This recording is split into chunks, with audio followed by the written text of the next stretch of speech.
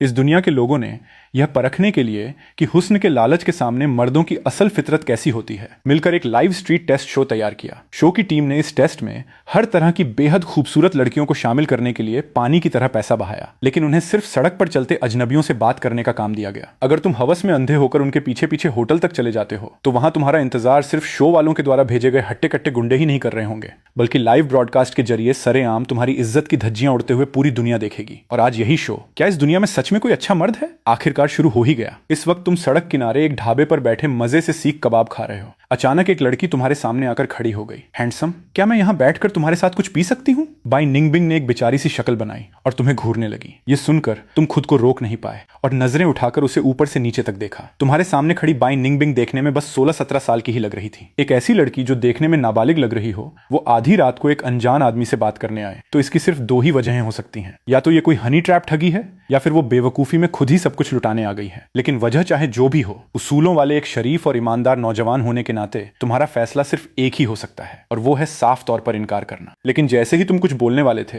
तुम्हारे दिमाग में अचानक एक ठंडी मशीनी आवाज गूंज उठी। ये नोटिफिकेशन की आवाजें आते ही पहले तो तुम थोड़े सुन्न हुए, पर अगले ही पल तुम्हारी आंखें चमक उठी। आखिर तुम 10 साल से वेब नॉवेल्स पढ़ने वाले पुराने खिलाड़ी हो, इसलिए सिस्टम नॉवेल्स के इस खेल से तुम अनजान थोड़े ही थे। अब तुम्हारा इनकार करने का इरादा और भी पक्का हो गया। लेकिन तुम्हारे उन कुछ सेकंड्स के लिए सुन्न पढ़ने को देखकर दर्शकों को लगा कि तुम बाई निंगबिंग की खूबसूरती पर फिदा हो गए हो। लाइव स्ट्रीम देखने वाले दर्शक उसी वक्त भड़क उठे। इसका रिएक्शन तो देखो, लगता है हुस्न के नशे में चूर हो गया है। कहीं ऐसा तो नहीं कि ये शुरुआत में ही लालच के आगे हार मान गया? शो वालों को जल्दी से किसी और को आजमाना चाहिए, ये तो शुरू होने से पहले ही फ्लॉप हो गया। लेकिन फिर भी कुछ लोग कमेंट्स में तुम्हारी हिम्मत बढ़ा रहे थे। जब सब लोग कमेंट्स में आपस में लड़ रहे थे, तभी तुम्हारी एक बात ने उन्हें सीधे दंग कर दिया। तुमने बस एक नजर बाई निंगबिंग की तरफ देखा और फिर रूखेपन से बोले, माफ करना, दारू खत्म हो गई है। बस इस एक लाइन ने उसी वक्त बहुत से दर्शकों की सोच को चकनाचूर कर दिया। अरे नहीं, क्या ये सच में ऐसा कर रहा है? इसने इतनी आसानी से इनकार कर दिया। मुझे तो लगा था कि ये थोड़ा हिचकिचाएगा। ये रिएक्शन तो बिल्कुल ही अनएक्सपेक्टेड था। सच में मना कर दिया, ये बंदा तो कमाल का है। ऐसे लालच के सामने भी अपनी नीयत साफ रखी। जबरदस्त! लाइव चैट में बातें आग की तरह फैलने लगी और सब तुम्हारे इस सीधे जवाब से हैरान थे। और वहीं दूसरी तरफ बाई निंगबिंग के दिल में तो जैसे तूफान सा आ गया था। उसने सपने में भी नहीं सोचा था कि उस जैसी यूनिवर्सिटी की टॉप ब्यूटी को कभी कोई लड़का इस तरह मुंह पर रिजेक्ट कर देगा। अपनी बेइज्जती महसूस कर उसने और ज्यादा नखरे दिखाते हुए अपनी आवाज को मीठा बनाया और तुम्हारे करीब आ गई। हैंडसम, तुम भी ना बहुत बुरे हो। तुम्हारे हाथ में शराब की एक बोतल तो है, मुझे एक ग्लास डाल दोगे तो क्या चला जाएगा? थोड़ी देर में मैं तुम्हें लेट नाइट स्नैक्स खिला दूंगी। तुमने बस हल्के से उसे देखा और अगले ही पल उसके ठीक सामने तुमने बियर गटक कर एक छोटा सा भांवर बना दिया। बियर की पूरी भरी हुई बोतल तुमने कुछ ही सेकंड्स में गटक ली, एक बूंद तक नहीं छोड़ी। बाई निंगबिंग वहीं बुत बनकर खड़ी रह गई, जैसे किसी ने उसे पॉज बटन दबाकर रोक दिया हो। फिर उसने तुम्हारी तरफ उंगली दिखाते हुए कहा, तुम कितने कंजूस हो। उसके गुस्से को तुमने बिल्कुल भाव नहीं दिया, बल्कि सीधे उस पर बरस पड़े। जरा खुद को देखो, इतनी छोटी उम्र में अच्छे काम छोड़कर टैटू बनवा के कोई आवारा लड़की बनना चाहती हो। आधी रात को अकेले बाहर निकलकर एक अनजान आदमी के साथ शराब पीना चाहती हो। क्या तुम्हारे माँ बाप को यह बात पता है? अगर मैं तुम्हारा बाप होता तो तुम्हारी टांगें तोड़ देता। तुम्हारे चुप होते ही दिमाग में तुरंत सिस्टम की आवाज गूंजी। सिस्टम ने होस्ट को समाज के नियम बनाए रखने और एक आवारा लड़की को फटकार लगाने के लिए बी ग्रेड की रेटिंग दी है। होस्ट से गुजारिश है कि वो आगे भी ऐसे ही काम करते रहें। बाई निंगबिंग, जिसे तुमने इतनी बुरी तरह डांटा था, वो भी पलटकर जवाब देने से खुद को रोक नहीं पाई। तुम्हारी हिम्मत कैसे हुई मुझे भला बुरा कहने की? जानते हो मैं कौन हूं? तुमने एक ठंडी मुस्कान के साथ कहा। मुझे कोई परवाह नहीं कि तुम कौन हो, जल्दी से मेरी नजरों के सामने से दफा हो जाओ। बेवजह आंखों में मत चुभो। तुम्हारा ये चाकू की तरह चुभने वाला तीखा जवाब सुनते ही लाइव स्ट्रीम के दर्शक पूरी तरह सन्न रह गए। हे भगवान, कोई इतना कंजूस कैसे हो सकता है? एक गिलास दारू तक पिलाने में इसकी जान निकल रही है। इसका लहजा भी बहुत खराब था। अगर मना ही करना था तो इतना रुखा होने की क्या जरूरत थी? पर वो उसे दारू पिलाए ही क्यों? आधी रात को किसी अनजान को इस तरह अप्रोच करना ही अजीब बात है। जब लाइव स्ट्रीम में इस तरह बहस छिड़ी हुई थी, तभी तुमने सिस्टम से और ज्यादा रेटिंग पाने के लिए अपने एजुकेशन मोड को हाईएस्ट लेवल पर सेट कर दिया। तुम एक नाबालिग हो जिसे ठीक से पढ़ाई लिखाई करने की बजाय आधी रात को अनजान लोगों के साथ बाहर भटकने का शौक चढ़ा है। क्या तुम्हें अपनी जरा भी परवाह नहीं है? तुम्हारे माँ बाप ने तुम्हें इतनी मेहनत से पाला है, क्या तुम उनके साथ ये सब करके सही कर रही हो? तुम्हारी इस डांट फटकार के बाद सिस्टम की रेटिंग भी बढ़कर ए लेवल तक पहुंच गई और पास ही खड़ी बाई निंगबिंग तुम्हारी बातों से पागल होने वाली थी। क्योंकि पहली बात तो ये कि वो एक बालिग एडल्ट थी। दूसरी बात, उसकी नजर में किसी ढाबे या बार में जाकर शराब पीना दुनिया का सबसे नॉर्मल काम था। इसलिए वो आखिर में खुद को रोक नहीं पाई और वहीं पर भड़क उठी। क्या तुम किंग राजवंश के जमाने से आए हो? ये 21वीं सदी चल रही है और तुम्हारी ऐसी पुरानी सोच अभी भी जिंदा है? मैं तुम्हें सलाह देती हूँ कि अपनी आंखें खोलने के लिए कुछ शॉर्ट वीडियोस देखो और ये भी देखो कि विदेशी मर्दों की सोच कैसी होती है। ढाबे पर थोड़ी शराब पीने में क्या बुराई है, यहाँ तक कि बार में भी मैं अक्सर अकेले जाती हूँ। सच में तुम्हारी बातें सुनकर हंसी आती है। तुम्हें इस बात की बिल्कुल उम्मीद नहीं थी कि बाई निंगबिंग अक्सर बार में भी जाती है। ये सुनते ही तुम्हारी भौहें तन गईं। बार जैसी जगह जहाँ हर तरह के अच्छे बुरे लोग आते हैं, वहां अगर तुम किसी की बुरी नजर का शिकार हो गई तो उसका अंजाम क्या होगा? क्या तुमने सोचा है, या फिर तुम्हें इन सब बातों से कोई फर्क ही नहीं पड़ता? मुझे सच में तुम्हारे माए बाप के लिए अफसोस होता है। पता नहीं कैसे उन्होंने तुम जैसी बागी बच्ची को पाल लिया। तुमने जैसे ही अपनी बात खत्म की, तुम्हारे दिमाग में एक बार फिर से सिस्टम का नोटिफिकेशन गूंज उठा। बधाई हो होस्ट, बाई निंगबिंग को सक्सेसफुली फटकार लगाने के लिए आपको एस ग्रेड की रेटिंग मिली है। इनाम के तौर पर होस्ट को 1 लाख कैश और एक limited edition top tier super car दी जाती है। अगले ही पल तुम्हारे फोन पर एक मैसेज की डिंग आवाज आई। तुमने अपना फोन निकालकर देखा तो वो सच में सिस्टम की तरफ से आया 1 लाख रुपए अकाउंट में आने का मैसेज था। उसी वक्त न जाने कैसे तुम्हारी जेब में एक लैम्बोर्गिनी कार की चाबी आ गई। तुमने बड़ी मुश्किल से अपनी खुशी पर कंट्रोल किया और पलटकर पास की पार्किंग की तरफ अपनी नई कार को देखने के लिए भागे। लेकिन तुम जैसे ही मुड़े, बाई निंगबिंग किसी जोंक की तरह तुमसे चिपक गई। अब तक उसे भी समझ आ गया था कि उसका काम तुम्हें अपने जाल में फंसाना था, न कि तुम्हारे सामने खड़े होकर बड़े बड़े उसूलों पर बहस करना। इसलिए उसने फौरन अपना बर्ताव बदला और एकदम मीठी और मासूम सी बन गई। बड़े भैया, आप सही कह रहे हैं, पहले मैंने उन बातों पर ध्यान नहीं दिया था, लेकिन आपके इस तरह समझाने के बाद मुझे सच में अपनी गलती का एहसास हो गया है। आप अभी बात करते हुए कितने हैंडसम लग रहे थे। भैया, क्या आपकी कोई गर्लफ्रेंड है? मैं आपको कैसी लगती हूँ? हालांकि बाई निंगबिंग चाहे कितनी भी मीठी मीठी बातें कर लें या कितना भी फ्लर्ट कर लें, तुम पर इसका कोई असर नहीं हुआ। तुमने अपने कदम नहीं रोके और सीधे पार्किंग की तरफ चलते रहे, क्योंकि इस वक्त तुम्हारे दिमाग में सिर्फ एक ही बात थी कि भाड़ में जाए कोई कितनी भी खूबसूरत क्यों ना हो, मेरी लैम्बोर्गिनी से ज्यादा अच्छी कोई नहीं है। लड़की को तुमने उंगली दिखाकर इतनी बुरी तरह डांटा था, फिर भी उसके चेहरे पर गुस्से का कोई नामो निशान नहीं था। उल्टे उसने पागलों की तरह तुम्हारे सामने प्यार का इजहार कर दिया। दरअसल वो लड़की एक लाइव स्ट्रीट टेस्ट शो की फीमेल गेस्ट थी और तुम उसके टेस्ट के शिकार थे। इस बार उसका मकसद तुम्हें अपने जाल में फंसाकर अपना आशिक बनाना था और फिर छिपे हुए लाइव कैमरों के जरिए पूरी दुनिया के सामने तुम्हारी इज्जत की धज्जियां उड़ाना था। हालांकि लड़की तुम्हें लुभाने के लिए अपने सारे पैंतरे आजमा रही थी, लेकिन तुम तो उसके प्लान के हिसाब से चल ही नहीं रहे थे। तुम्हारी नजर में चाहे कोई कितनी भी बड़ी खूबसूरती क्यों न हो, पैसों से ज्यादा खूबसूरत नहीं हो सकती। इस वक्त तुम मॉल की पार्किंग में सिस्टम से मिली अपनी लैम्बोर्गिनी कार ढूंढ रहे थे और बाई निंगबिंग किसी साये की तरह तुम्हारे पीछे पीछे आ रही थी। इतनी रात गए, तुम अपने घर जाकर सोने के बजाय मेरे पीछे क्यों आ रही हो? आखिरकार तुमने तंग आकर बाई निंगबिंग से पूछ ही लिया और बाई निंगबिंग ने भी तुरंत एक बेचारी सी शक्ल बना ली। प्यारे भैया, मैं अपने माँ बाप से लड़कर घर से भाग आई हूँ और अब मेरे पास बिल्कुल भी पैसे नहीं हैं। मुझे लगता है कि आप एक अच्छे इंसान हैं। बड़े भैया, क्या आप मुझे पनाह दे सकते हैं? बाई निंगबिंग की ये बातें सुनकर तुम्हारे कदम अनजाने में थोड़े धीमे पड़ गए। बाई निंगबिंग ने जैसे ही ये देखा, वो तुरंत दौड़कर तुम्हारे पास आ गई और तुम्हारा हाथ पकड़कर उसे हल्के हल्के हिलाते हुए नखरे दिखाने लगी। प्यारे भैया, प्लीज मुझे बस एक रात के लिए रख लो ना। और उधर दर्शक बाई निंगबिंग की इस हरकत को देखकर पूरी तरह से भड़क गए। ओह भाई, ये तो सीधा सीधा धोखा है। क्या ये साफ साफ इस लड़के को क्राइम करने के लिए उकसाना नहीं है? जितने खूबसूरत लोग होते हैं उतने ही बड़े धोखेबाज होते हैं। इस बंदी की एक्टिंग तो गजब की है। दूसरी तरफ तुमने थोड़ी देर सोचा और आखिरकार हाँ कर दी। अगर तुम झूठ नहीं बोल रही हो तो मैं आज रात तुम्हें अपने पास रख सकता हूं, लेकिन कल सुबह होते ही तुम्हें जाना होगा। ये सुनते ही बाई निंगबिंग की आंखों में तुरंत एक चमक आ गई।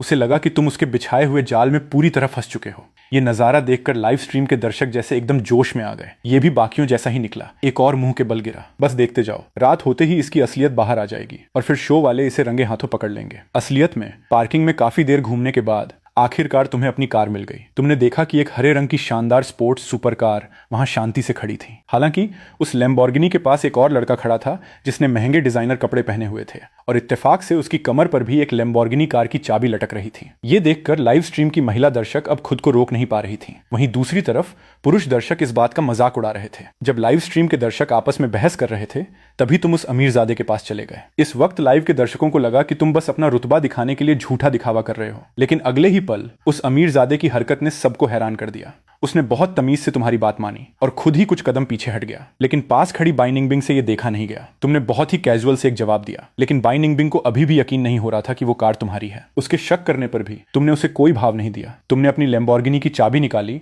और अनलॉक का बटन दबाया। अगले ही पल कार के चमकीले हरे दरवाजे किसी तितली के पंखों की तरह धीरे धीरे ऊपर की तरफ खुलने लगे। ये नजारा देखकर लाइव स्ट्रीम के सारे लड़के लड़कियां दंग रह गए। उन्होंने सपने में भी नहीं सोचा था कि ये लिमिटेड एडिशन लैम्बोर्गिनी सच में तुम्हारी है। इस वक्त बाई निंगबिंग की आंखें फटी की फटी रह गई थीं। उसे यकीन नहीं हो रहा था कि शो वालों ने जिस आम से लड़के को रैंडमली टेस्ट के लिए चुना था वो इतना ज्यादा अमीर निकलेगा। और पास खड़े उस अमीरजादे को भी उम्मीद नहीं थी कि इस शानदार कार के मालिक तुम हो। लेकिन अगले ही पल वो खुद आगे आया, अपना इंट्रोडक्शन दिया और तुम्हें अपने सुपरकार क्लब में शामिल होने का ऑफर दिया। और तुमने भी अपने नेटवर्क को बढ़ाने के लिए उस अमीरजादे शेन मोबाई का ऑफर बिना किसी हिचकिचाहट के मान लिया। जब तुम और शेन मोबाई आपस में नंबर एक्सचेंज कर रहे थे, बाई निंगबिंग शेन मोबाई के अचानक बदले हुए इस बर्ताव को देखकर काफी हैरान थी। एक्सक्यूज मी, क्या ये सुपरकार बहुत महंगी है? इस सुपरकार का नाम लैम्बोर्गिनी वेनेनो है। पूरी दुनिया में इसके सिर्फ 4 ही मॉडल हैं। इसकी कीमत 3 करोड़ से भी ज्यादा है और पैसा होने के बाद भी इसे खरीदना हर किसी के बस की बात नहीं। उसकी ये बात सुनकर लाइव स्ट्रीम के सभी दर्शक बुरी तरह चौंक गए, लेकिन तुम जो इन सब लाइव स्ट्रीम की बातों से बिल्कुल अनजान थे, इस वक्त बस जल्दी घर जाना चाहते थे। पर परेशानी ये थी कि शराब पीने की वजह से तुम ड्राइव नहीं कर सकते थे, इसलिए तुम्हारी नजरें बाई निंगबिंग पर गईं। जब उसने बताया कि उसे ड्राइविंग आती है तो तुमने कार की चाबी उसे पकड़ा दी। उसके बाद शेन मोबाई को बाय बोलकर बाई निंगबिंग कार चलाकर तुम्हें तुम्हारे घर ले जाने लगी। जल्द ही नेविगेशन की मदद से बाई निंगबिंग सही जगह पहुंच गई, लेकिन जैसे ही वो कार से उतरी और उसने उस खस्ता हाल और पुरानी सी कॉलोनी को देखा, उसका चेहरा एकदम से पीला पड़ गया। 3 करोड़ की शानदार सुपरकार चलाने वाला एक ऐसी टूटी फूटी सी बिल्डिंग में रहता है। कोई इस बात का अंदाजा भी नहीं लगा सकता था कि यह किसी अमीर इंसान का घर हो सकता है। ये देखकर सिर्फ बाई निंगबिंग ही हैरान नहीं थी, बल्कि लाइव स्ट्रीम के दर्शक भी आपस में तरह तरह की बातें बनाने लगे। दूसरी तरफ बाई निंगबिंग, जिसका मन अंदर से बिल्कुल भी नहीं कर रहा था, लेकिन अपना टास्क पूरा करने के लिए उसे मजबूरी में तुम्हारे साथ अंदर जाना ही पड़ा। तुम अपने घर के सामने पहुंचे, दरवाजा खोला और सामने जो दिखा वो एक बड़ा सा सिंगल रूम था जिसमें एक अलमारी रखी हुई थी। घर की ऐसी खस्ता हाल हालत देखकर बाई निंगबिंग को अंदर ही अंदर और भी ज्यादा चिढ़ होने लगी। और उधर शो की टीम ने बाई निंगबिंग की सेफ्टी के लिए तुरंत अपने लोगों को उस कॉलोनी की तरफ भेज दिया, ताकि अगर तुम कोई भी गलत हरकत करो तो वो तुरंत दरवाजा तोड़कर अंदर आ सकें और तुम्हें रोक सकें। लेकिन शुरू से लेकर आखिर तक तुम्हारे मन में बाई निंगबिंग को लेकर कोई गलत ख्याल था ही नहीं। मुंह हाथ धोने के बाद तुमने उससे कहा, आज रात तुम सोफे पर सो जाओ और कल सुबह होते ही यहां से चली जाना। तुम्हारी इस सख्त लौंडे वाली बात ने लाइव स्ट्रीम के दर्शकों को हंसा हंसाकर लोटपोट कर दिया। बहुत बढ़िया मेरे भाई, तुम्हारा इसी तरह एक सख्त लौंडा बने रहना बिल्कुल सही है। ऐसा ही होना चाहिए। हर कोई सिर्फ अपनी हवस से सोचने वाला जानवर नहीं होता। तुम्हारी इस सख्त लौंडे वाली बात को सुनकर बाई निंगबिंग पूरी तरह से सन्न रह गई। उसने सपने में भी नहीं सोचा था कि उस जैसी लाखों की चहेती और यूनिवर्सिटी की टॉप ब्यूटी को तुम्हारे सामने इस तरह मुंह की खानी पड़ेगी। इसलिए हार न मानते हुए उसने कुछ अलग हथकंडे अपनाने का फैसला किया। मैं नहाने जा रही हूँ, बिल्कुल मत झांकना। और लाइव स्ट्रीम के दर्शकों ने पल भर में ही बाई निंगबिंग के इस इरादे को भांप लिया। अरे भाई, इसे कौन बर्दाश्त कर पाएगा? गए काम से। बाई निंगबिंग ने तो हद ही पार कर दी। ये तो बहुत बड़ी चाल है। अगर नहीं झेल सकता तो बाहर हो जाएगा, इसमें क्या है? दिन भर की थकान के बाद अगर वो नहा रही है तो इसमें क्या बुराई है? क्या अब नहाने की भी मनाही है? हद है। इसे तुम चाल कह रहे हो? वो तो आई ही इस लड़के का टेस्ट लेने है। अगर वो थोड़े बहुत हथकंडे आजमा रही है तो इसमें गलत ही क्या है? जब दर्शक आपस में इस तरह बहस कर रहे थे, बाई निंगबिंग तब तक नहाने जा चुकी थी। लेकिन आधे घंटे बाद जब वो तौलिया लपेटे हुए और अपना हिडन कैमरा लिए बाहर आई तो उसने देखा कि तुम तो कब के बिस्तर पे लेटकर खर्राटे मारते हुए सो चुके हो। ये नजारा देखकर बाई निंगबिंग का चेहरा मारे गुस्से के पीला पड़ गया और उधर लाइव स्ट्रीम के दर्शक हंस हंसकर पागल हो रहे थे। गजब हो गया! बाई निंगबिंग ने इतनी देर तक तैयारी की और उसे आखिर में यह सिला मिला। मैं तो हंस हंसकर मर गया। मुझे लगा था कि कोई रोमांटिक एक्शन फिल्म देखने को मिलेगी, पर यह तो कोई कॉमेडी फिल्म निकली। वहीं दूसरी तरफ महिला दर्शक पूरी तरह से निःशब्द थीं। क्या ये सच में कोई मर्द भी है? मैंने तो हार मान ली। मेरी गुजारिश है कि इस बंदे को बदलो। इस वक्त बाई निंगबिंग का मन कर रहा था कि वो तुम्हें जिंदा ही गला घोंटकर मार डाले, लेकिन उसके पास कोई चारा नहीं था। अब उसे सोफे पर सोकर अपनी जिंदगी के बारे में सोचने के अलावा कुछ नहीं बचा था। इस तरह वो रात शांति से बीत गई। अगली सुबह तुम जैसे ही सोकर उठे और बिस्तर से नीचे उतरने वाले थे कि तभी पास से खर्राटे की आवाज आई। ये आवाज सोफे पर सो रही बाई निंगबिंग की थी। अगले ही पल तुमने खूबसूरती पर कोई रहम न खाते हुए सीधे जाकर एक जोरदार थप्पड़ से बाई निंगबिंग को जगा दिया। बाई निंगबिंग, उठो, तुम्हारा नाश्ता बनाने का वक्त हो गया है। तुम्हारे इस रूखेपन से नींद से जगाई गई बाई निंगबिंग थोड़ी गुस्से में थी। फिर भी वो जल्दी से वॉशरूम गई और अपने कपड़े बदल लिए। इसके बाद उसने वापस उस कैमरे को उसकी पुरानी छिपी हुई जगह पर लगा दिया। जैसे ही तुमने देखा कि बाई निंगबिंग ने कपड़े बदल लिए हैं, तुमने तुरंत उसे नाश्ता बनाने के लिए टोकना शुरू कर दिया। ठीक उसी वक्त कैमरा वापस चालू होने से लाइव स्ट्रीम के दर्शक लौट आए और बहुत से दर्शक इस नजारे को देखकर मजे ले रहे थे। जब लाइव स्ट्रीम के दर्शक आपस में जमकर बहस कर रहे थे, बाई निंगबिंग ने साफ साफ मना कर दिया कि वो नाश्ता नहीं बनाएगी। यहां तक कि उसने ये भी कह दिया कि अगर तुम चाहते हो कि वो नीचे जाकर नाश्ता खरीद कर लाए तो तुम्हें उसे पैसे ट्रांसफर करने होंगे। उसकी ये बात सुनकर तुमने जैसे ही हार मानने का सोचा, तभी अचानक सिस्टम का नोटिफिकेशन फिर गूंज उठा। समाज के खराब रवैये को डिटेक्ट किया गया है। सिस्टम का नया टास्क एक्टिवेट हो गया है। अगर होस्ट सामने खड़ी इस औरत की मांग को ठुकराकर उसे सबक सिखाता है तो रेटिंग के हिसाब से अलग अलग इनाम दिए जाएंगे। काफी देर बाद सिस्टम के दोबारा एक्टिवेट होने पर इनाम पाने के लालच में तुमने सीधा उसे सुनाना शुरू कर दिया। मैंने तुम्हें अपनी शराफत से एक रात यहां पनाह दी और उसके बदले में मैंने सिर्फ एक नाश्ता लाने को कहा था। क्या इस बात पर इतना बखेड़ा खड़ा करना जरूरी था? क्या तुम्हारे माए बाप ने तुम्हें यह नहीं सिखाया कि इंसान को एहसानमंद होना चाहिए? ये तो शुक्र मनाओ कि तुम्हारा पाला मेरे जैसे अच्छे इंसान से पड़ा। अगर मेरी जगह कोई और होता तो तुम्हारा अब तक बुरा हाल हो चुका होता। तुम्हारी इस खरी खोटी ने न सिर्फ बाइनिंग बिंग की बोलती बंद कर दी बल्कि लाइव स्ट्रीम के दर्शक भी ये सुनकर सन्न रह गए। अगले ही पल लाइव स्ट्रीम के लगभग सारे दर्शक तुम्हारी बात का सपोर्ट करने लगे। बिल्कुल सही कहा, इंसान को एहसानमंद होना ही चाहिए, इसे इतना सिर नहीं चढ़ाना चाहिए। एक औरत होने के नाते मैं भी ईमानदारी से कहूंगी, ये कहाँ का रूल है कि हर बार खाने का बिल आदमियों को ही देना चाहिए? हम औरतों के पास भी तो पैसे होते हैं। हालांकि लाइव स्ट्रीम में ज्यादातर दर्शक तुम्हारे सपोर्ट में थे, लेकिन फिर भी कुछ महिला दर्शक तुम्हें गालियां दे रही थीं।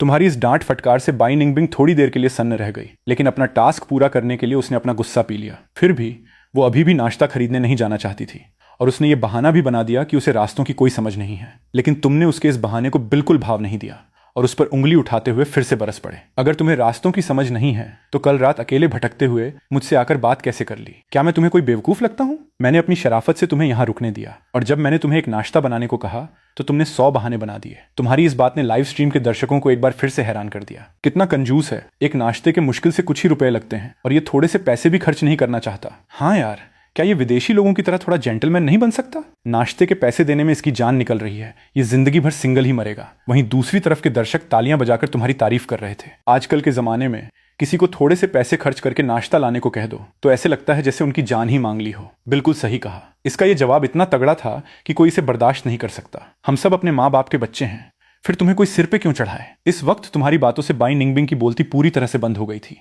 और तभी सिस्टम का नोटिफिकेशन गूंज उठा। बधाई हो होस्ट, आपको एस ग्रेड की रेटिंग मिली है। इनाम के तौर पर आपको जिंगरैन कॉलोनी के 10% प्रॉपर्टी राइट्स और 1 लाख रुपए कैश दिए जाते हैं। जब तुमने अपने फोन पर पैसे क्रेडिट होने का मैसेज देखा तो हालांकि तुम इसके लिए पहले से तैयार थे, लेकिन फिर भी तुम्हारी खुशी का ठिकाना नहीं रहा। इसके बाद तुमने पास खड़ी बाई निंगबिंग की तरफ देखा।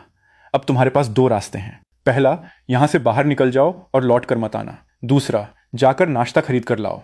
यह कहकर तुमने उसे घर से बाहर धकेल दिया और तुरंत पीछे से दरवाजा बंद कर लिया। जब तुमने उसके लाया हुआ नाश्ता खत्म कर लिया तो अगले ही पल तुमने उसे वहां से जाने को कह दिया, क्योंकि तुम्हारे दिमाग में सिर्फ एक ही बात थी कि औरतें सिर्फ तुम्हारी कुरियर डिलीवरी की स्पीड को कम कर सकती हैं। लेकिन वो तुम्हारे साथ रहने के लिए इस कदर पीछे पड़ गई कि वो रो रोकर तुमसे गुजारिश करने लगी कि तुम उसे भी अपने साथ कुरियर बांटने ले चलो। और इस तरह बेचारी मोहरे की तरह इस्तेमाल हुई। बाई निंगबिंग ने पूरा दिन तुम्हारे साथ कुरियर बांटने में बिताया, लेकिन आखिर में तुमने उसे फिर भी बेरहमी से भगा ही दिया। ठीक उसी वक्त शो का होस्ट लाइव स्ट्रीम में दिखाई दिया। सबसे पहले हमारे आज के हीरो को पहला राउंड पार करने के लिए बहुत बहुत बधाई। अब तक उनकी जीती हुई इनामी राशि 1 लाख रुपए हो चुकी है। अगर वो इसी तरह बचे हुए 29 राउंड्स में भी लालच का डटकर सामना कर पाते हैं तो वो पूरे 100 करोड़ रुपए जीत सकते हैं। हालांकि बाई निंगबिंग बाहर हो चुकी है, लेकिन दूसरे राउंड में हम एक बिल्कुल ही अलग अंदाज वाली फीमेल गेस्ट को भेजेंगे और हम गारंटी देते हैं कि वो उसे अपने जाल में फंसा ही लेगी। होस्ट की ये बातें सुनकर लाइव स्ट्रीम के दर्शक पूरी तरह से जोश में आ गए और इस वक्त तुम अपने कमरे में बैठकर गेम खेल रहे थे कि तभी तुम्हें अपनी मकान मालकिन का फोन आया। हेलो, क्या तुम लिन बोल रहे हो? तुम्हारे घर का एग्रीमेंट कल खत्म हो रहा है। अगर तुम इसे रिन्यू करना चाहते हो तो मैं कल अपनी भतीजी को किराया लेने के लिए भेज दूंगी। हालांकि अब तुम्हारे पास बहुत पैसा था, लेकिन तुम्हें पिछले 3 साल से इसी घर में रहने की आदत हो गई थी, इसलिए बिना किसी जल्दबाजी के तुमने बिना कुछ सोचे समझे घर का एग्रीमेंट रिन्यू करने का फैसला कर लिया।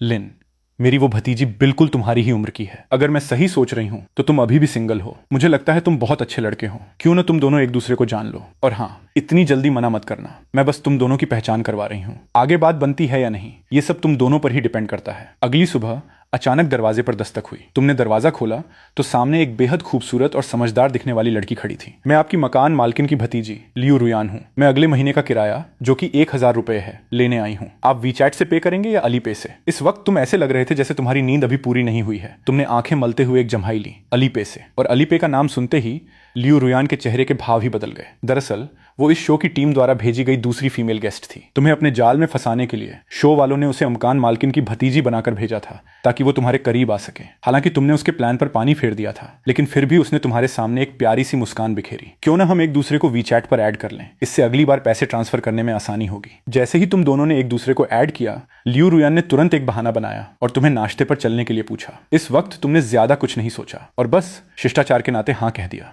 लेकिन लाइव स्ट्रीम के दर्शकों को लगा कि तुम भी उसके जाल में फंस चुके हो। मुझे लगा था कि ये बहुत सख्त लौंडा है। आखिरकार इसकी भी असलियत बाहर आ ही गई। हाँ, जैसे ही लियू रुयन ने नाश्ते के लिए पूछा, ये तुरंत मान गया। पक्का इसे लियू रुयन में कोई इंटरेस्ट है। जब लाइव स्ट्रीम के दर्शक आपस में बुरी तरह से लड़ रहे थे, लियू रुयन तुम्हें एक काउशन ब्रेकफास्ट रेस्टोरेंट में ले आई। ऑर्डर देने के बाद उसने बड़ी चालाकी से पहले ही बिल भी पे कर दिया। इसके बाद तुम दोनों नाश्ता करते हुए इधर उधर की बातें करने लगे। तुम्हारी बातों से लियू रुयन को पता चला कि तुम थोड़ी देर में एक रियल एस्टेट एजेंसी जाने वाले हो। इत्तेफाक से शो की टीम ने उसे एक अमीर लड़की दिखाने के लिए इसी इलाके में 10 घर किराए पर दिलाए थे, ताकि वो एक सब लैंडलॉर्ड बन सके। अरे वाह, ये तो बहुत अच्छी बात है। मुझे भी 10 घरों का सब लीज एग्रीमेंट साइन करने के लिए एजेंसी जाना है। हम दोनों साथ में चल सकते हैं। लियू रुयन ने एक बड़ी सी मुस्कान के साथ तुम्हें समझाया और बातों ही बातों में यह भी जता दिया कि वो एक अमीर लड़की है। उसकी ये बात सुनते ही लाइव स्ट्रीम के दर्शक एक बार फिर से भड़क गए। ओ भाई, कितनी चालाक है ये।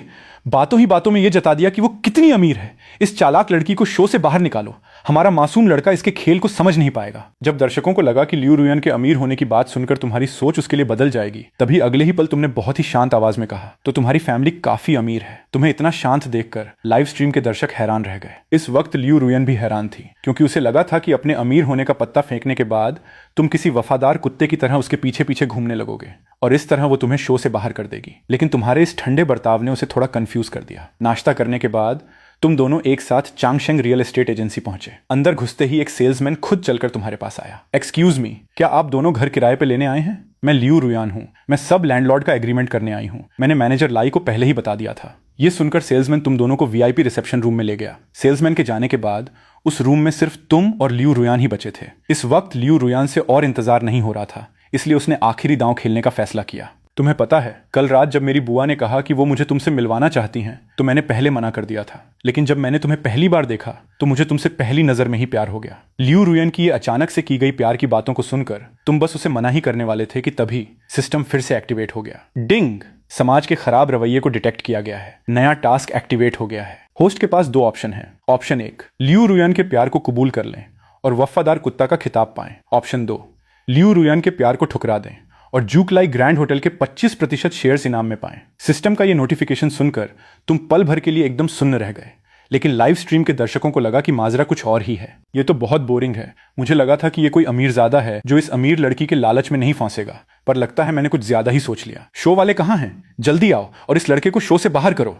और उधर पुरुष दर्शकों को भी लगा कि तुम पूरी तरह से उसके जाल में फंस चुके हो। ये तो हद हो गई। एजेंसी में घुसे अभी 1 मिनट भी नहीं हुआ और इसने प्यार का इजहार भी कर दिया। ऐसे हुस्न के आगे कौन टिक पाएगा? लियू रुयन बहुत चालाक है। बिना बताए ऐसा जाल बिछाना बिल्कुल सही नहीं है। जब सब लोग इसी बारे में बात कर रहे थे, अगले ही पल तुम्हारी एक बात ने सारे दर्शकों को पूरी तरह से चौंका दिया। तुमने लियू रुयन की आंखों में देखा और बहुत ही आराम से बस 5 शब्द कहे, माफ करना, मुझे लड़के पसंद हैं। इस वक्त लियू रुयन को अपने कानों पर यकीन नहीं हो रहा था। उसने कभी सपने में भी नहीं सोचा था कि वो, जिसे सब लड़के पसंद करते हैं, उसे तुम इस तरह ठुकरा दोगे। लेकिन अगले ही पल उसके चेहरे पर एक राहत की मुस्कान आ गई, क्योंकि उसे लगा कि तुम बस उसे आजमाने के लिए ऐसा कर रहे हो। यही सोचकर लियू रुयन ने मुस्कुराते हुए तुमसे कहा, मैं सच में तुम्हें पसंद करती हूँ। अगर तुम मेरे साथ रहने को तैयार हो तो मैं अपने पापा से कहकर हमारे लिए एक बहुत बड़ा सा विला खरीदवा दूंगी। माफ करना, लेकिन मुझे सच में तुम में कोई इंटरेस्ट नहीं है। ये सुनते ही लियू रुयन का चेहरा गुस्से से लाल हो गया। क्या सच में तुम्हें मुझ में कोई इंटरेस्ट नहीं है, या तुम्हें लग रहा है कि मैं झूठ बोल रही हूँ? तुम झूठ बोल रही हो या नहीं, इससे मुझे कोई लेना देना नहीं है। इस वक्त तुम बहुत ही शांति से लियू रुयन को देख रहे थे। जब मैं तुम्हें पसंद ही नहीं करता तो तुम मुझे कितनी भी महंगी चीजें क्यों न दे दो, कोई फायदा नहीं है। तुम्हारे चुप होते ही सिस्टम का नोटिफिकेशन तुरंत गूंज उठा। डिंग! सिस्टम ने डिटेक्ट किया है कि होस्ट ने लियू रुयन के प्यार को ठुकरा दिया है। इनाम के तौर पर आपको जूकलाई ग्रैंड होटल के 25% शेयर्स दिए जाते हैं। जब तुम अपना इनाम पाकर खुशी से झूम रहे थे, दूसरी तरफ लियू रुयन गुस्से से लाल पीली हो रही थी। वो इस शो में सिर्फ इसलिए आई थी ताकि उसे फेम मिल सके, लेकिन तुम्हारे इस तरह ठुकराने के बाद फेम मिलना तो दूर, अब वो सबके सामने एक मजाक बनकर रह गई थी। जैसे जैसे उसे एहसास हो रहा था कि उसकी इमेज पूरी तरह से बर्बाद हो गई है, उसका गुस्सा और भी बढ़ता जा रहा था। तुम खुद को समझते क्या हो? तुम्हारी हिम्मत कैसे हुई मुझे मना करने की? तुम सिर्फ एक कुरियर वाले हो जो महीने के 10,000 भी नहीं कमा पाता। तुम्हारी क्या औकात है मुझे मना करने की? हाँ, मैं एक कुरियर वाला हूं, पर इसका यह मतलब नहीं कि मैं महीने के 10,000 नहीं कमा सकता। लेकिन इस वक्त गुस्से से पागल लियू रुयन तुम्हारे मुंह पर उंगली रखकर तुम्हें सुनाने लगी, कितनी अजीब बात है। अगर तुम सच में इतने पैसे कमाते तो क्या तुम उस छोटे से और सस्ते घर में रह रहे होते? जब तुम दोनों इस तरह बहस कर रहे थे, तभी इत्तेफाक से सेल्स मैनेजर पैन मिंग्युआन अंदर आ गया। लेकिन जैसे ही उसने तुम्हारा नाम सुना, उसकी आंखों की चमक ही बदल गई। क्या आप मिस्टर फैंग हैं जो आज यहाँ एग्रीमेंट के लिए आए थे? पैन मिंग्युआन की इस बात ने तुम दोनों की बहस को बीच में ही रोक दिया। तुम्हारे हाँ कहने पर पैन मिंग्युआन ने एक बड़ी सी मुस्कान के साथ तुमसे हाथ मिलाया। बॉस फैंग, तो आखिरकार आप आ ही गए। ये बात सुनकर सिर्फ लियू रुयान ही नहीं बल्कि लाइव स्ट्रीम के सारे दर्शक भी पूरी तरह से सन्न रह गए। ये सेल्स मैनेजर इसे बॉस फैंग क्यों बुला रहा है? क्या उसने यहाँ घर खरीदा है? नामुमकिन, वो तो बस एक कुरियर वाला है। उसके पास घर खरीदने के लिए पैसे कहाँ से आएंगे? वहीं दूसरी तरफ लियू रुयान भी होश में आई और उसने बेहद हैरानी से पैन मिंग्युआन की तरफ देखते हुए पूछा, तुम इसे बॉस फैंग क्यों बुला रहे हो? बॉस फैंग ने कल यहाँ 20 घर खरीदे थे और आज मैंने ही उन्हें घर का कॉन्ट्रैक्ट पूरा करने के लिए मैसेज करके बुलाया है। उन्होंने पूरे 20 घर खरीदे हैं। वो हमारी एजेंसी के बहुत बड़े कस्टमर हैं। तो क्या मुझे उन्हें बॉस फैंग नहीं बुलाना चाहिए? और लाइव स्ट्रीम के दर्शक जब ये सुनते हैं कि तुमने यहाँ 20 घर खरीदे हैं तो उनके होश उड़ जाते हैं। ओ भाई, इसके पास इतने पैसे कहाँ से आए? इसने 20 घर खरीदे हैं। सच में 20 घर खरीद लिए? अभी थोड़ी देर पहले लियू रुयान इसका मजाक उड़ा रही थी कि ये एक गरीब कुरियर वाला है। किसी ने नहीं सोचा था कि ये सच में कोई अमीरजादा निकलेगा। ये तो सीधा मुंह पर करारा तमाचा है। हा हा हा, मैं तो हंस हंस कर मर गया। लियू रुयान अमीर होने का दिखावा कर रही थी, पर आखिर में वो गलत इंसान से पंगा ले बैठी। जब दर्शक आपस में बातें कर रहे थे, लियू रुयान को तो अपने कानों पर यकीन ही नहीं हो रहा था। उसने सपने में भी नहीं सोचा था कि 1 सेकंड पहले तक जो एक मामूली कुरियर वाला था, अगले ही पल वो 20 घरों का मालिक, एक बड़ा बॉस बन जाएगा। इस तरह तुम सेल्स मैनेजर के साथ ऑफिस में एग्रीमेंट पूरा करने चले गए और लियू रुयान अकेली उसी कमरे में खड़ी किसी दूसरे सेल्समैन का इंतजार करने लगी जो आकर उसका एग्रीमेंट पूरा करे। उसी वक्त इस शो की हाई लेवल अफसर सू मैनवेन ने चुपचाप लियू रुयान पर आउट बाहर का ठप्पा लगा दिया। इसके बाद वो तुम्हारे टेस्ट के लिए तीसरी फीमेल गेस्ट को चुनने में लग गई। दूसरी तरफ जब तुम अपना एग्रीमेंट पूरा करके बाहर आए तो शो की टीम लियू रुयान को पहले ही वहां से ले जा चुकी थी। इसके लिए शो की टीम ने कुछ कैमरामैन्स को छुपकर तुम्हारा पीछा करने के लिए भी लगा दिया था। जैसे ही लाइव स्ट्रीम के दर्शकों ने तुम्हें फिर से देखा, अगले ही पल स्क्रीन पर शो का होस्ट आ गया। हमारे आज के हीरो को दूसरा राउंड सफलतापूर्वक पार करने के लिए बहुत बहुत बधाई। अब तक इनामी राशि बढ़कर 3 लाख रुपए हो चुकी है। हालांकि लियू रुयान बाहर हो चुकी है, लेकिन हमारा शो तो अभी बस शुरू ही हुआ है। अगले तीसरे राउंड में हम एक बिल्कुल अलग अंदाज वाली फीमेल गेस्ट को भेजेंगे और हम गारंटी देते हैं कि वो उसे अपने जाल में फंसा ही लेगी। ये सब सुनकर लाइव स्ट्रीम के पुरुष दर्शक पूरी तरह से जोश में आ गए। मैंने तो कहा ही था कि ये लालच के आगे नहीं झुकेगा। 3 लाख का इनाम, अगली बार पक्का 5 लाख का इनाम होगा। ये दूसरी फीमेल गेस्ट भी किसी काम की नहीं थी। ऐसा लगा जैसे खेल शुरू होने से पहले ही खत्म हो गया। इस वक्त लाइव स्ट्रीम की कुछ महिला दर्शक भी तुम्हारी इज्जत करने लगी थी, पर ज्यादातर महिला दर्शकों को अभी भी लगता था कि तुम एक अच्छे मर्द नहीं हो, बस एक सख्त लौंडा ही तो है। लियू रुयान से टकरा गया, ये बस इसकी किस्मत अच्छी थी। इसे एक अच्छा मर्द बिल्कुल नहीं कहा जा सकता। इसमें इतना घमंड करने वाली क्या बात है? अभी 28 राउंड और बचे हैं और हर राउंड पहले से ज्यादा मुश्किल होगा। मुझे तो नहीं लगता कि ये तीसरा राउंड भी पार कर पाएगा। जब लाइव स्ट्रीम के दर्शक इस तरह बहस कर रहे थे, तभी जिंगरन कॉलोनी वापस पहुंचते ही तुम्हें एक अनजान नंबर से कॉल आया। नमस्ते, क्या आप जूकलाई ग्रैंड होटल के शेयर होल्डर मिस्टर फैंग बोल रहे हैं? हम आपको कल दोपहर 2 बजे होने वाली होटल की ज्वाइंट कॉन्फ्रेंस में शामिल होने के लिए बुलाना चाहते हैं। क्या आपके पास वक्त होगा? उसकी बात सुनकर तुम्हें याद आया कि सिस्टम ने इनाम के तौर पर तुम्हें इस होटल के 25% शेयर्स दिए थे, इसलिए तुमने बिना किसी हिचकिचाहट के हाँ कह दिया। लेकिन तुम्हें यह नहीं पता था कि तुमने अभी जो भी कहा वो सब शो की टीम के उन कैमरामैन्स ने रिकॉर्ड कर लिया था। हालांकि उन्हें बस इतना पता चला कि तुम कल इस इवेंट में जाने वाले हो। उन्हें यह नहीं पता था कि तुम जूकलाई ग्रैंड होटल के शेयर होल्डर हो। दूसरी तरफ शो की हाई लेवल अफसर सू मैनवेन को भी अपनी टीम से इस बात की खबर मिल गई, इसलिए उसने तुरंत सोच लिया कि तीसरे राउंड में आने वाली फीमेल गेस्ट को क्या पहचान आइडेंटिटी देनी है। इस वक्त तुम तय समय के हिसाब से अकेले कार चलाकर जूकलाई 5 स्टार ग्रैंड होटल पहुंच गए और दूसरी तरफ मेहमानों का स्वागत कर रही लीशिया तुम्हें देखने के बाद अगले ही पल तुम्हारे पास आ गई। तुम्हारी पहचान कंफर्म होने के बाद वो तुम्हें होटल के अंदर घुमाने ले गई, लेकिन पूरे रास्ते उसका बर्ताव तुम्हारे साथ बहुत ही रूखा और घमंडी सा था, क्योंकि शो की टीम ने उसे कहा था कि इस बार उसे एक डोमिनेटिंग फीमेल सीईओ का रोल निभाना है और अपने इस घमंडी अंदाज से तुम्हें अपने जाल में फंसाना है। रास्ते में जो भी मिलता, लाइशिया खुद आगे बढ़कर उनसे बात करती, लेकिन जब भी तुम बात करने के लिए मुंह खोलते, लाइशिया तुम्हें बीच में ही टोक देती और साथ ही तुम्हें यह भी याद दिलाती कि जब भी अपने से बड़े लेवल के लोगों से मिलो तो चुप रहना सीखना चाहिए। इस बात पर तुम्हें बहुत अजीब लगा कि तुम ही तो इस होटल के सबसे बड़े शेयर होल्डर हो, फिर उसके हिसाब से उन लोगों का रुतबा तुमसे बड़ा कैसे हो गया? इस पूरे रास्ते लाइशिया के पीछे पीछे चलते हुए तुम कई टॉप होटल्स के मैनेजर्स से मिले। बात बस इतनी सी थी कि तुम उन्हें जान गए थे, लेकिन वो मैनेजर्स तुम्हें नहीं जानते थे, क्योंकि लीशिया बार बार बस अपना ही इंट्रोडक्शन दे रही थी। उसने कभी भी तुम्हारी पहचान नहीं करवाई, जिसकी वजह से बहुत से बड़े लोगों को लगा कि तुम होटल के बस कोई मामूली से कर्मचारी हो। धीरे धीरे इस तरह समय की बर्बादी होते देख तुम्हारे अंदर लीशिया के लिए गुस्सा भड़कने लगा, इसलिए तुमने लीशिया से ठंडी आवाज में सवाल किया, तुम उन्हें मेरी पहचान क्यों नहीं बता रही हो? लेकिन तुम्हारी बात सुनकर लीशिया ने बहुत ही हैरानी भरा चेहरा बनाया। मैं तुम्हारी पहचान क्यों बताऊं? तुम बस थोड़े बहुत पैसे वाले एक अमीरजादे ही तो हो। तुम उन रुतबे वाले बड़े लोगों की बराबरी बिल्कुल नहीं कर सकते। तुम तो बस एक कुरियर वाले हो, है ना? इस वक्त तुम्हारे चेहरे के भाव और भी ठंडे हो गए। क्या तुम सच में नहीं जानती कि मैं कौन हूं? लेकिन उसके चेहरे पर एकदम शांति थी। जानती हूं ना, तुम फैंग युआन ही तो हो। यह नजारा देखकर लाइव स्ट्रीम की महिला दर्शक भी उछल पड़ी। हा हा हा, बौखला गया। फैंग युआन बौखला गया। उसे इस तरह परेशान देखकर मुझे बहुत हंसी आ रही है। तुम बस थोड़े से पैसों वाले एक अमीरजादे ही तो हो, फिर वो इतने बड़े बड़े लोगों से तुम्हारी पहचान क्यों करवाए? इस वक्त पुरुष दर्शकों को भी लगने लगा था कि तुम इस राउंड में मुंह के बल गिरने वाले हो। जब लाइव स्ट्रीम के दर्शक इस तरह बातें बना रहे थे, तभी इत्तेफाक से पास से गुजर रहे जूकलाई ग्रैंड होटल के जनरल मैनेजर यान चोंगडे ने तुम्हारी और ली शिया की बातें सुन ली। जैसे ही उसने तुम्हारा नाम सुना, वो पूरी तरह से सन्न रह गया। लेकिन इससे पहले कि वो कुछ कर पाता, दूसरी तरफ ली शिया ने एक बेहद घमंडी और रूखा रवैया अपना लिया। तुम बस थोड़े पैसों वाले एक मामूली इंसान हो। ये जगह तुम्हारे जैसी नहीं है। जहां तुम्हें अपनी औकात में रहना चाहिए, वहां औकात में ही रहो। ये बातें सुनकर इस वक्त तुम्हारे अंदर का गुस्सा और नहीं दब पाया। लेकिन ठीक उसी वक्त सिस्टम अचानक एक्टिवेट हो गया। डिंग! समाज के खराब रवैये को डिटेक्ट किया गया है। नया टास्क एक्टिवेट हो गया है। अगर होस्ट लाई शिया को जमकर फटकार लगाता है तो सिस्टम रेटिंग के हिसाब से होस्ट को अलग अलग इनाम देगा। इसलिए तुमने तुरंत ली शिया की नाक पर उंगली उठाते हुए उसे खरी खोटी सुनाना शुरू कर दिया। तुम सच में नहीं जानती या अनजान बनने का नाटक कर रही हो? मैं तुम्हारे होटल का दूसरा सबसे बड़ा शेयर होल्डर हूं। इस मीटिंग में भी तुम्हारे होटल ने ही मुझे खुद बुलाया है और तुम मुझे मेरी औकात में रहने को कह रही हो? तुम यहाँ की वाइस मैनेजर कैसे बन गई, जिसे इतनी सी बात भी नहीं पता? तुम्हारी ये बात सुनकर ली शिया को जरा भी फर्क नहीं पड़ा। उल्टे वो जोर जोर से हंसने लगी। अगर तुम होटल के दूसरे सबसे बड़े शेयर होल्डर हो, तो क्या मैं सबसे बड़ी शेयर होल्डर हूं? मैं तुम्हें चेतावनी देती हूं, तुम कुछ भी ऊटपटांग खा सकते हो, पर कुछ भी ऊटपटांग बोल नहीं सकते। और इस वक्त छुप कर ये सब सुन रहे यान चोंगडे का चेहरा मारे डर के पीला पड़ गया। अगले ही पल वो बाहर कूद कर आया और गुस्से में चिल्लाया, चुप हो जाओ। क्या तुम जानती हो तुम किससे बात कर रही हो? लेकिन लाई शिया को लगा कि ये बात वो तुमसे कह रहा है, इसलिए वो भी गुस्से में चिल्ला उठी। सुना तुमने? क्या तुम्हें पता है तुम किससे बात कर रही हो? ये जुकेलाई होटल के जनरल मैनेजर हैं और मैं वाइस जनरल मैनेजर हूं, और तुम बस एक मामूली इंसान हो। अगर मेरी मदद नहीं होती तो क्या तुम्हें लगता है कि तुम्हारी हैसियत आज की मीटिंग में शामिल होने की है? और पास खड़े यान चोंगडे के ये बातें सुनकर पसीने छूटने लगे थे। वो सीधे लाई शिया के पास गया और उसकी नाक पर उंगली रखकर चिल्लाया, क्या तुम जानती हो तुम किससे बात कर रही हो?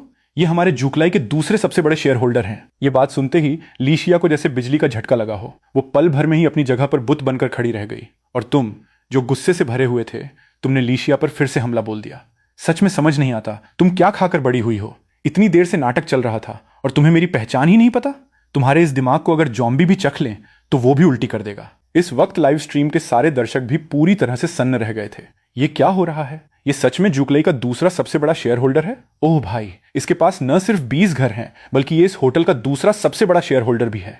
इस आदमी ने आखिर अपनी और कितनी पहचानें छुपा रखी हैं। इस वक्त तुम्हारा गुस्सा सांतवें आसमान पर पहुंच चुका था। मुझे ऐसा लग रहा है जैसे आज किसी ने मुझे बेवकूफ बना दिया हो। लाई शिया, मैंने आते ही तुम्हें अपना नाम बताया था और तुम्हें अभी भी नहीं पता कि मैं इस होटल का शेयर होल्डर हूं? तुम यहाँ की वाइस जनरल मैनेजर कैसे बन गई? वाइस जनरल मैनेजर होकर तुम्हारा ध्यान काम पर नहीं है, बल्कि तुम दूसरों के सामने अपना रुतबा दिखाने में लगी हो। तुम इस पद पर रहने के बिल्कुल भी लायक नहीं हो। इतना कहकर तुमने अपनी नजरें यान चोंगडे की तरफ घुमाई। जनरल मैनेजर यान, क्या मैं एक शेयर होल्डर होने के नाते इसे नौकरी से निकाल सकता हूँ? पास खड़े यान चोंगडे ने जल्दी से हामी भरते हुए सिर हिलाया। हाँ बिल्कुल, कोई दिक्कत नहीं है। इसके बाद तुमने ठंडी आवाज में लाई शिया से कहा, लाई शिया, तुम्हारी इस लापरवाही की वजह से होटल की इमेज पर बहुत खराब असर पड़ा है। ये बात सुनते ही ली शिया का चेहरा मारे डर के सफेद पड़ गया। उसने सपने में भी नहीं सोचा था कि नौबत यहां तक आ जाएगी। ठीक उसी वक्त सिस्टम की आवाज गूंज उठी। अगले ही पल तुमने जल्दी से अपना फोन निकाला और इंटरनेट पर स्कबाल नाम की कंपनी के बारे में सर्च करने लगे। जल्द ही सारी जानकारी सामने आ गई। ये हाई एंड कस्टमाइज्ड सूट बनाने वाली एक कंपनी थी, जिसकी 1 साल की नेट इनकम 10 करोड़ रुपए थी। इसका मतलब था कि तुम्हें कुछ भी करने की जरूरत नहीं थी और साल के आखिर तक तुम्हें बैठे बिठाए 2.5 करोड़ रुपए का मुनाफा डिविडेंड मिल जाएगा। इसके बाद यान चोंगडे तुम्हें होटल के अंदर ले गया और पीछे रह गई हैरान परेशान लाई शिया, जिसे समझ नहीं आ रहा था कि वो क्या करे, और साथ ही लाइव स्ट्रीम के वो सारे दर्शक जो पूरी तरह से सन्न थे। चूंकि तीसरी फीमेल गेस्ट लाई शिया का टास्क फेल हो चुका था,